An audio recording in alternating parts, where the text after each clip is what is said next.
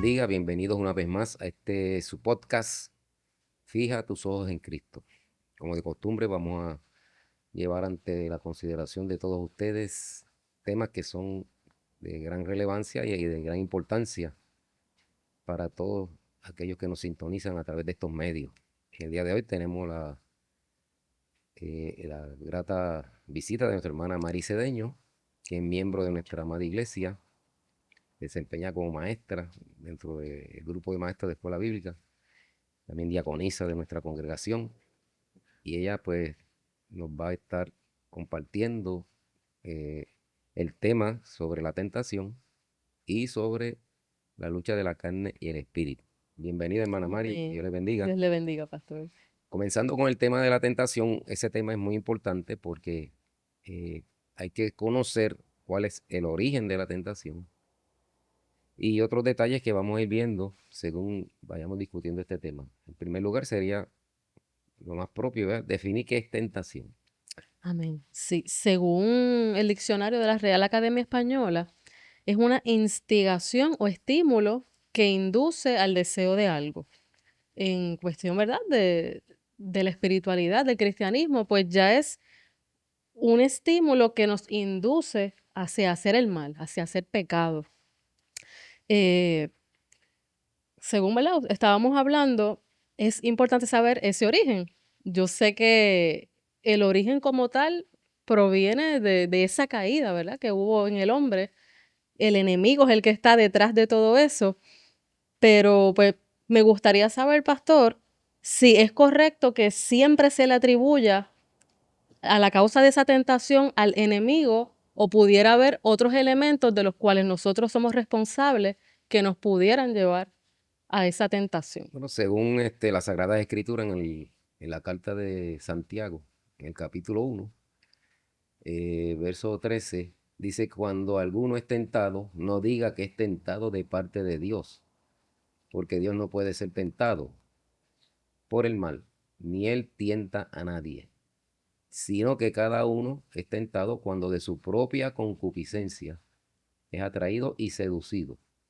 Entonces la concupiscencia, después que ha concebido, da a luz el pecado, y el pecado siendo consumado da a luz la muerte. O sea, se tiene bien claro que la tentación no proviene de Dios, viene del enemigo de las almas, de Satanás. La tentación como fin es el de producir una caída en el hombre, el que el hombre peque ante Dios, que le falte al Señor. O sea, que la tentación no produce nada bueno. Y hay que diferenciar, y es importante antes de continuar, lo que es tentación y lo que es prueba. La tentación viene de Satanás, eso está claro, lo dice aquí la Sagrada Escritura. Y también viene de la propia concupiscencia del hombre, o sea, del propio deseo pecaminoso que hay en el hombre de hacer el mal. El hombre por naturaleza tiene ese deseo hacia el mal. Eso es lo que se llama concupiscencia, un deseo desordenado de hacer el mal.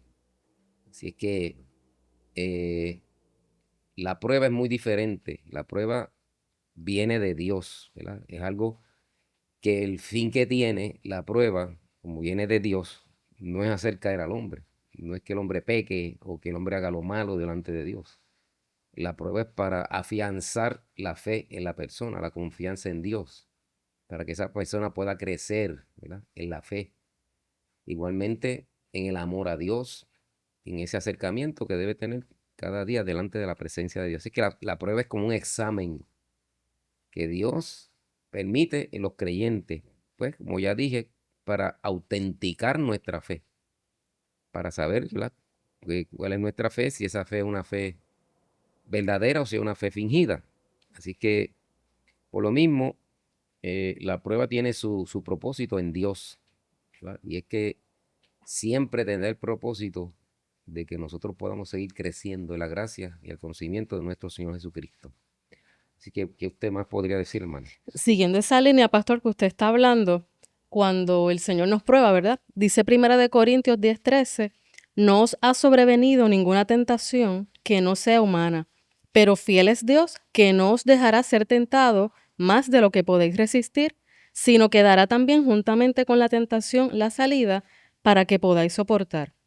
Que aquí podemos ver, ¿verdad? Esa diferencia cuando somos nosotros, ¿verdad? Inclinados hacia pecar, pues ya es muy distinto a cuando estamos en una prueba, como el mismo Señor tiene ese cuidado de no permitir que sea algo que nosotros no podamos sobrellevar, manejar, estando sometidos bajo Él. Así que es hermoso como el Señor, ¿verdad? Pues tiene esa consideración con nosotros. También quería preguntarle, pastor, eh, ¿es pecado como tal ser tentado o es simplemente, ¿verdad? Como una transición que puede haber y nosotros podemos estar bajo ese dominio del Espíritu Santo para evitar caer en ese pecado o simplemente el hecho de tener una tentación, ya la persona pudiera sentirse como que le ha fallado el Señor. Bueno, la tentación como tal no es pecado, ¿verdad? Porque, como bien se ha definido, es algo a lo cual se nos quiere inducir, que se nos quiere atraer, que se nos quiere provocar o incitar a hacer algo. O sea, es una incitación, pero cuando pasa de la incitación o de la provocación a, a la práctica, ahí sí que ya se consuma el pecado, ¿verdad? Bien lo dice Santiago, ¿verdad? Que nosotros somos atraídos de nuestra propia concupiscencia y cuando somos seducidos, entonces pasamos al paso de el cometer esa falta delante de Dios. Mientras usted no pase esa línea, ¿verdad? De la seducción o la atracción, puede estar presente, pero si no la consuma, mientras no se consuma ese deseo que hay en el corazón de la persona, no constituye un pecado. Así que por lo mismo la tentación se puede superar, se puede evitar, se puede eh, suprimir, ¿verdad? Cuando uno está lleno del Señor, de su presencia, del Espíritu Santo también. Con la ayuda del Señor se puede evitar dar el paso que nos conduzca a hacer algo indebido delante de la presencia de Dios. Amén. Eso me lleva también a mencionar, Hebreos 4:15 nos dice, porque no tenemos un sumo sacerdote que no pueda compadecerse de nuestras debilidades, sino uno que fue tentado en todo según nuestra semejanza, pero sin pecado. Así que el mismo Señor en la humanidad que estuvo aquí en la tierra también padeció de tentaciones, pero nunca se dio. El Señor nunca pecó. Qué hermoso que Él nos pueda comprender y Él pueda entender nuestra condición, ¿verdad? Dice la palabra que Él se acuerda de que somos polvo. Sí, Así ahí que mismo se contesta, ¿verdad? La ujú, pregunta, si Cristo fue tentado ujú. en todo, quiere decir, y sin pecado, Amén. añade, ¿verdad? Pues ahí también se demuestra que la tentación como tal No es pecado. no es pecado. Lo que es pecado es ceder a la tentación. Ahí, Amén. ahí es que está el problema. Sí, Señor. Aleluya. Bueno, también vemos en Romanos 7, del 14 al 25, como el apóstol Pablo, ¿verdad? Habla en varios versículos sobre esa lucha que hay entre esa carne y ese espíritu. Como uno, como la carne siempre va a querer inclinarse hacia lo que no debe hacer y como el espíritu, pues sí quiere hacer lo que debe hacer dentro de la voluntad de Dios. Así que tenemos que tener siempre bien presente que esto es una lucha que vamos a tener mientras estemos en este cuerpo, estemos en este plano terrenal. Si una persona, ¿verdad?, detecta que ha sido tentada o eh, ya está teniendo algunas inclinaciones, ¿qué se le puede aconsejar? Aparte de, obviamente, estar bajo la voluntad del Señor, ¿qué cosas, qué herramientas nos dice la palabra que el ser humano puede acudir a ella para evitar caer en esa tentación? Sí, en la carta a los romanos, el capítulo 8, allí nos habla acerca de la carne y del espíritu, ¿verdad? Que es el tema que estamos considerando en este momento. Y allí dice claramente, Romanos 8, y vamos a leer los versos del 5 al 8, que dice, porque los que son de la carne piensan en las cosas, perdón, de la carne, pero los que son del espíritu en las cosas del espíritu. Porque el ocuparse de la carne es muerte, pero el ocuparse del espíritu es vida y paz. por cuanto los designios de la carne son enemistad contra Dios, porque no se sujetan a la ley de Dios, ni tampoco puede. Y los que viven según la carne no pueden agradar a Dios. Vivir según la carne es vivir controlados bajo los deseos de la carne, bajo esas cosas que nos atraen y nos quieren llevar a aquellas prácticas, ¿verdad?, que van en contraposición de lo que dice la Sagrada Escritura. Así que hay una lucha, porque nosotros somos de carne, ¿verdad? Los seres humanos somos de carne. Y también pues tenemos un espíritu y tenemos un alma. O sea, tenemos una parte que es humana y una parte espiritual. Y esas dos partes siempre están en lucha. Porque la carne siempre tiende a querer satisfacer sus deseos, ¿verdad? Y el espíritu, por otra parte, es esa parte del hombre que Dios la puso ahí para tener contacto y comunicación con él. Bien dice aquí la palabra del Señor que el ocuparse de la carne es muerte. O sea, nosotros dedicarnos cada día de nuestra vida, buscar solamente satisfacer aquellas cosas que nos atraen y que nos pueden ocasionar en cierta manera una satisfacción, pero que es pasajera y a la misma vez nociva porque se constituyen en pecados delante de Dios. Hay muchas cosas que al hombre le gustan, que le satisfacen, a la carne le satisfacen, pero sin embargo, aunque hay una satisfacción, eso no quiere decir que eso está bien delante de Dios. Es todo lo contrario, es algo que está en violación abierta a lo que Dios dice en su palabra. Así que por eso el ocuparse uno de esas cosas, pues eso trae muerte, lo dice la Escritura, una muerte espiritual, una muerte eterna, porque a la larga el hombre que no se arrepienta de esas cosas y no acepte a Cristo como su Salvador, pues tendrá un fin lamentable. Pero este capítulo mismo nos dice, el ocuparse del Espíritu es vida y paz. Así que trae vida espiritual, trae vida de relación con Dios, una vida de comunión con Dios.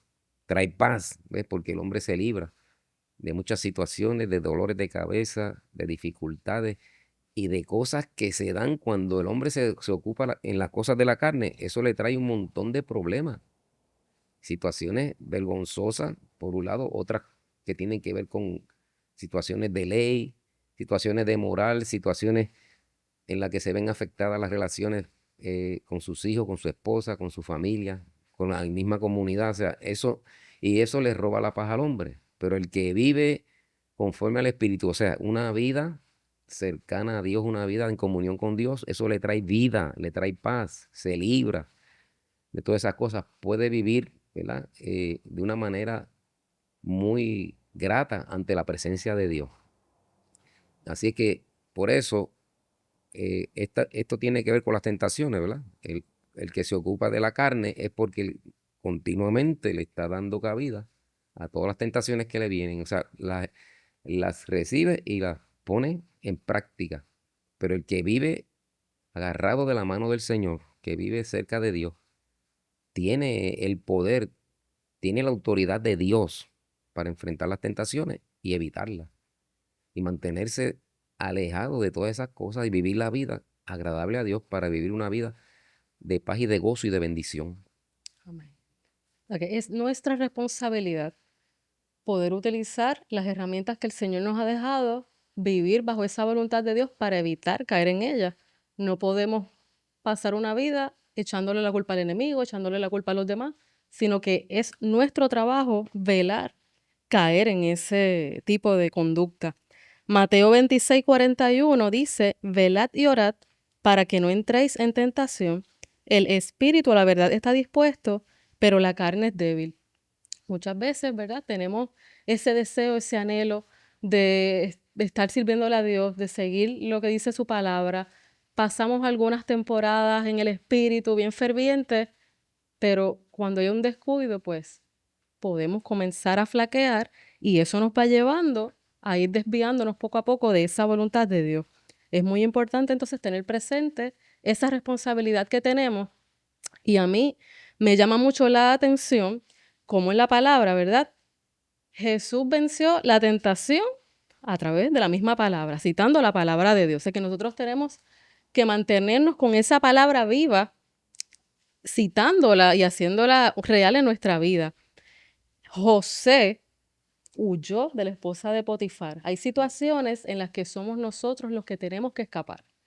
Está muy bien, ¿verdad? Que sí que oremos, que estemos sometidos al Espíritu y en la palabra, pero hay situaciones en las que somos nosotros los que tenemos que detectar lo que está ocurriendo y escapar, simplemente no permitir que sucedan. Vemos cómo David, tristemente, en una ocasión, pues se descuidó, no huyó y cayó. Aunque luego, pues claramente, ¿verdad? Él se arrepiente, el Señor lo perdona, que eso también nos lleva a ver cómo una persona que cae no tiene por qué estar caída para siempre. ¿Qué actitud ve Dios en el corazón de una persona para, una vez ha cedido la tentación, restaurarla y que esa persona no se deseche de ella misma? La persona tiene que reconocer, ¿verdad?, que le ha fallado al Señor, humillarse, arrepentirse, pedir perdón y hacer el propósito de no volver a incurrir en la misma falta.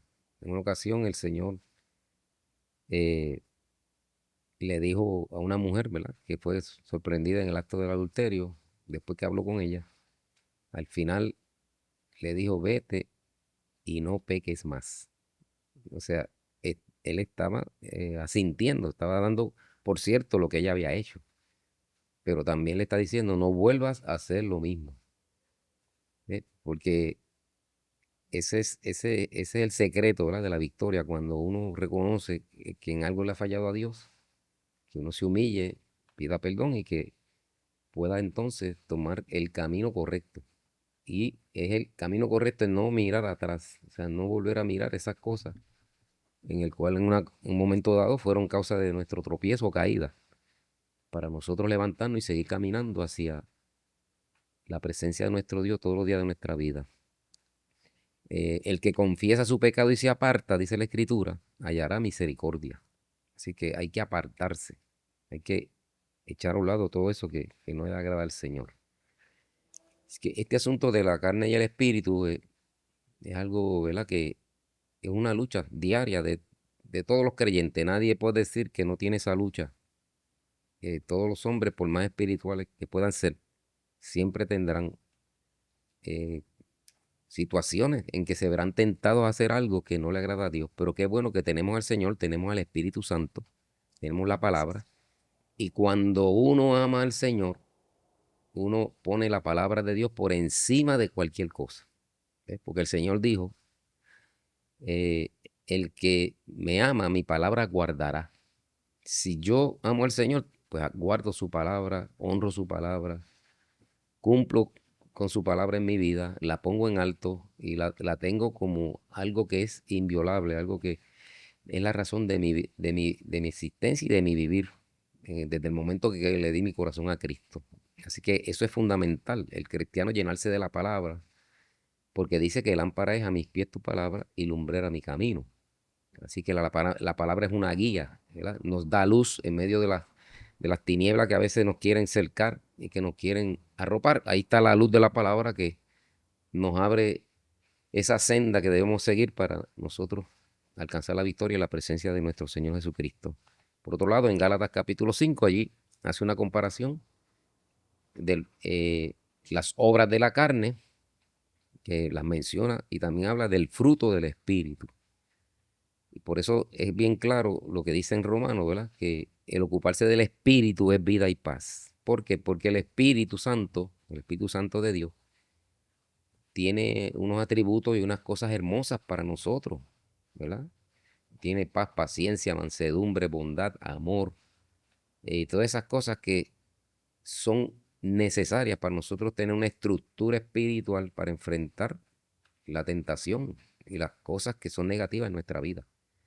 Y para poder mantener la carne bajo sujeción, como Dios quiere, para ser unos cristianos victoriosos y ejemplares, ¿verdad?, ante todos los que nos rodean.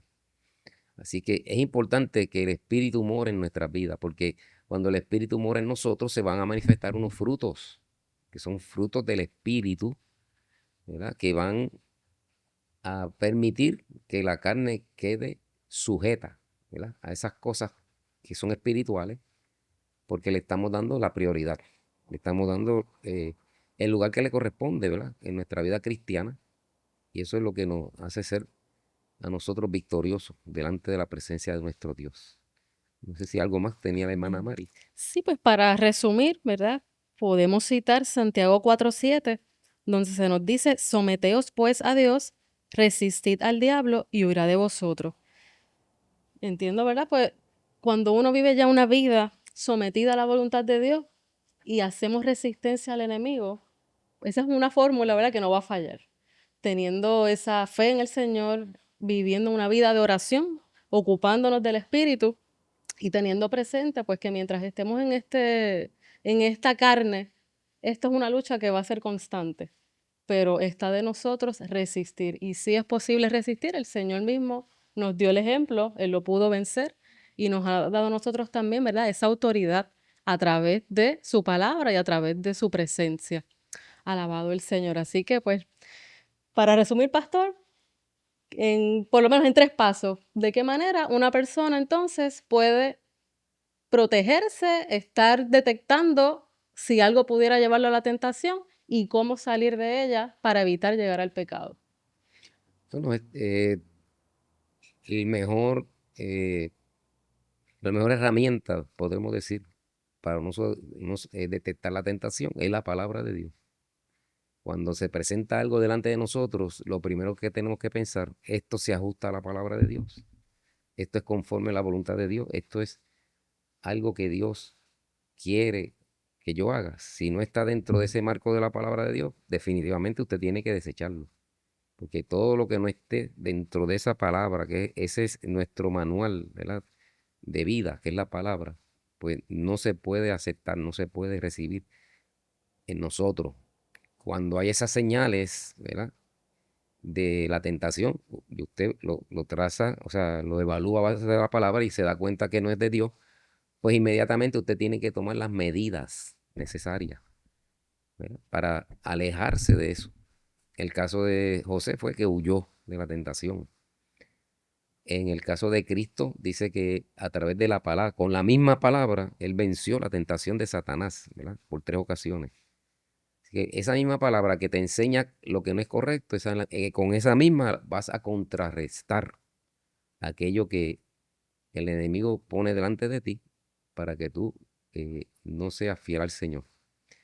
Y por último, pues usted tiene que, como decía bien en Santiago, sométete a Dios. Pídele al Señor que te ayude.